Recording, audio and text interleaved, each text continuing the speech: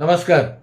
गडगंज संपत्तीचा मालक असलेला आणि तरीही पैसा पैसा करणारा मगनलाल लोकांनी ढोसल्यामुळे गंगा स्नानाचं आणि गंगा पूजनाचं एकंदर सगळं महात्म्य सांगितल्यामुळे आपल्या कुटुंबाला घेऊन गंगेच्या किनाऱ्यावर दाखल झालेला होता.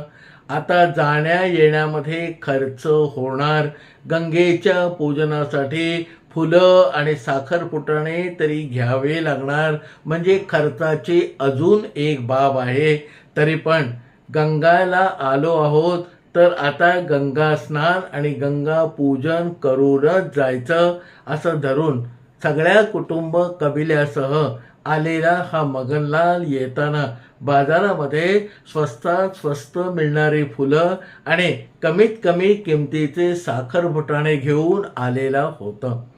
गंगेच्या किनाऱ्यावर आल्यानंतर त्याने गंगेला नमस्कार केला, तिच्यामध्ये फुलं वाहिले. तिच्या किनाऱ्यावर देवासमोर आपण जसा नैवेद्य ठेवतो तशा प्रकारे साखरपुटाणे ठेवले आणि आता गंगेला काही द्रव्य अर्पण करावं लागेल या एकंदर विचाराने मगापासून तो त्रस्त झालेला होता. साखरपुटाणे आणि फुलांचा खर्च करून झालाच आहे, पण गंगेला जे पैसे अर्पण करायचे ते परत मिळवता आले तर त्याच्यासारखी बाब नाही. पण हे कसं साध्य करायचं यासाठी मगापासून त्याच्या विचारामध्ये चक्र फिरत होती आणि ऐन वेळेला आपल्या खिशातले 2 पैसे काढून गंगेमध्ये अर्पण करता करता त्याला एक कल्पना सुचली आणि तो स्वतःवरती खुश झाला. शास्त्राप्रमाणे आपल्या हाताने गंगेच्या पाण्यामध्ये आपण पैसे सोडले म्हणजे गंगेला द्रव्यदान करून झालं आणि ते पैसे शिताफीने दुसऱ्या हाताने जर आपल्याला पाण्याच्या बाहेर काढता आले तर मात्र आपल्यासारखा सुखी आपणच असा काहीसा अतिशय वेगळा आणि त्याच्या एकंदर स्वभावाला भिडणारा मार्ग मिळाल्यावर हा मगनलाल खुश झाला आणि मग त्याने आपल्या खिशातून 2 पैशाचं नाणं काढून गंगेच्या प्रवाहामध्ये अर्पण केलं आणि शिताफीने दुसरा हात घालून गंगेच्या पाण्याबरोबर सरकणारं ते नाणं पकडण्याचा प्रयत्न केला आणि त्या सगळ्या धावपळीमध्ये त्याचा तोल सुटला आणि तो दुबुक्कन गंगेच्या पाण्यामध्ये पडला. गंगेच्या पाण्यामध्ये पडल्यानंतर बाजूच्या लोकांनी आरडाओरडा सुरू केला, पण त्याच्याबरोबर आलेल्या त्याच्या नातेवाईकांना किंवा गेला बाजार त्याचे जे नोकर चाकर होते त्याच्यापैकी कुणालाही पोहता येत नव्हतं. त्यामुळे किनाऱ्यावरून नुसता आरडाओरडा करण्यापेक्षा पलीकडे ते काही करू शकत नव्हते. क्षणाक्षणाला गंगेचा प्रवाह आपल्याबरोबर हे मगनलालचं धूळ आपल्याबरोबर वाहून नेत होतं. मगनलालला पोहता येत नव्हतं, तो बुचकळ्या खात होता आणि हे सगळं दृश्य गंगेच्या पलीकडच्या किनाऱ्यावर असलेल्या ब्रह्मेंद्र स्वामींच्या 2 शिष्यांनी बघितलं. त्यावेळेला ब्रह्मेंद्र स्वामी ऊन खात आपल्या आश्रमाच्या बाहेर बसलेले होते आणि त्यांचे 2 शिष्य त्या आश्रमातल्या झाडांची निगा राखण्यामध्ये म्हणजे बगीच्यामध्ये काम करण्यामध्ये व्यस्त होते. थोडासा आरडाओरडा आणि दुबुक्कन झालेला आवाज यामुळे त्या दोन्ही शिष्यांनी आणि ब्रह्मेंद्र स्वामींनी वर नजर करून बघितलं तर या मगनलालचं वाहणारं धूळ त्यांच्या नजरेला दिसलं. ब्रह्मेंद्र स्वामींनी क्षणाचाही विलंब न लावता आपल्या डोळ्यांनी आणि हाताने दोन्ही शिष्यांना इशारा केला आणि तो इशारा झाल्याबरोबर तिथे काम करणारे ब्रह्मेंद्र स्वामींचे दोन्ही शिष्य पटकन या गंगेच्या पुरामध्ये पाण्यामध्ये उडी मारते झाले. ते दोघे पट्टीचे पोहणारे होते, त्यामुळे पुढच्या काही वेळामध्ये ते बुडणाऱ्या मगनलालपर्यंत पोहोचले. एकाने एका खांद्याला दुसऱ्या खांद्याला धरून या 2 शिष्याने हे मगनलालचं धूळ समोरच्या किनाऱ्यावर जिथे त्याचे नातेवाईक आणि सगळी नोकर चाकर मंडळी होती तिथपर्यंत सुखरूप आणलं आणि एक धसका देऊन त्या मगनलालला किनाऱ्यावर सोडून दिलं. गंगेच्या किनाऱ्यावर त्यावेळेला असलेली बाकीची गर्दीही हा सगळा प्रकार बघत होती आणि हे मगनलाल जिवंतपणे जेव्हा या किनाऱ्यावर आला तेव्हा बाकीची सगळी माणसं आणि त्यांच्याबरोबर मगनलालचे नातेवाईक नोकर चाकर या सगळ्यांनी या मगनलालला गराळा घातला. सावध झालेला मगनलाल सगळ्यात आधी आपल्या कडोसरीला असलेली पैशांची पिशवी चाचपून बघत होता, पण त्याच्या लक्षामध्ये आलं की गंगेची पूजा करताना आपल्याला अडचण नको म्हणून त्यावेळेला कडोसरीला असलेली पैशांची पिशवी त्याने आपल्या एका नोकराकडे दिलेली होती. त्यामुळे थोडंसं चपपल्यावर नंतर आपण पिशवी नोकराकडे दिलेली आहे ही बाब या मगनलालच्या लक्षामध्ये आली आणि त्याला हायसं वाटलं.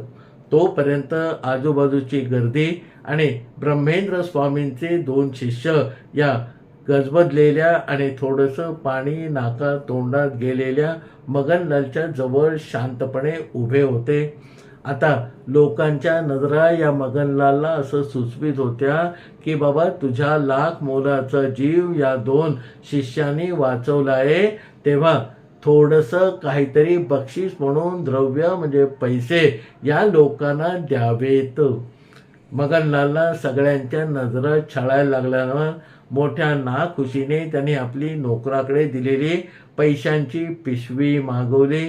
त्याच्यामध्ये वरवर बघितलं तर सोन्याची काही नाणी होती. ती सगळी नाणी त्याने बाजूला काढली.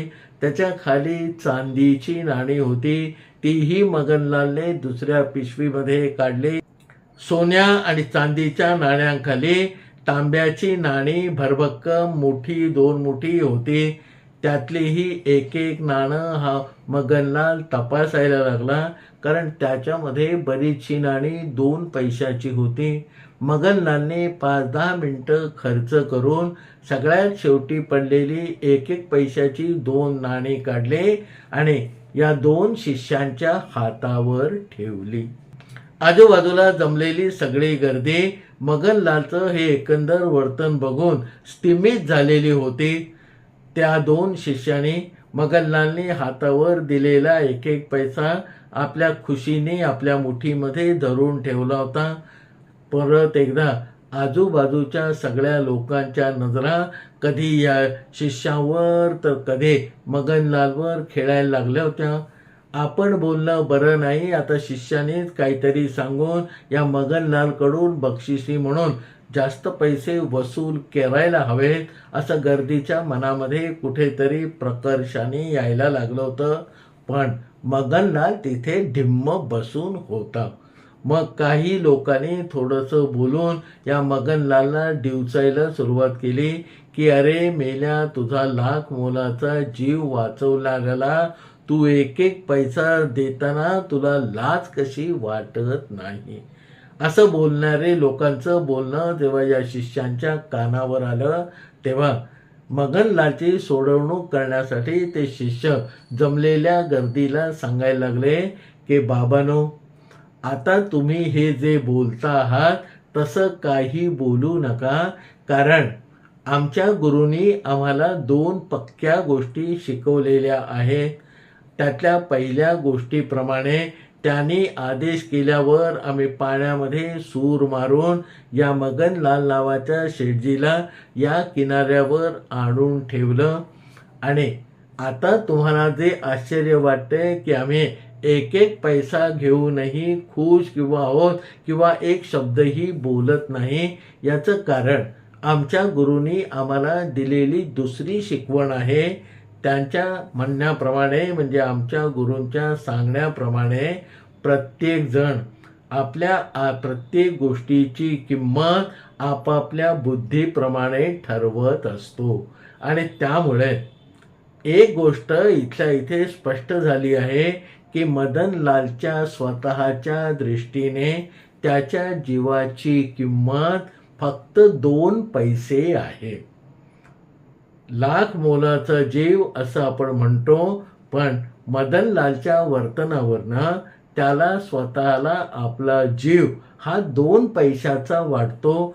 कदाचित 2 पैसे सुद्धा आम्ही दोघं आलो म्हणून याने दिले असते. मी जर एकट्यानेच याला बाहेर काढला असता तर याने मला 1 पैसा दिला असता. ब्रह्मेंद्र स्वामींच्या शिकवणीमध्ये तयार झालेले हे 2 शिष्य संबंध जगाला लागू पडेल असं काहीसं सांगत होते. आज तागायच्या प्रत्येक व्यवहारामध्ये आपण जेव्हा एखाद्या गोष्टीची किंमत ठरवायचा प्रयत्न करतो तेव्हा ती किंमत आपल्या वकुबाप्रमाणे आपल्या बुद्धीप्रमाणे आपण ठरवलेली असते आणि आपण ठरवलेली किंमत ही त्या समोरच्या वस्तूचं मूल्य असेलच असं नाही. माझ्या या सगळ्या विवेचनाबद्दल आपल्याला काय वाटतं ते खालच्या कॉमेंट बॉक्समध्ये लिहून प्रतिक्रियांच्या रूपाने माझ्यापर्यंत जरूर पोचवा. आपल्याकडून आलेल्या प्रत्येक प्रतिक्रियेचं माझ्याकडून स्वागतच आहे.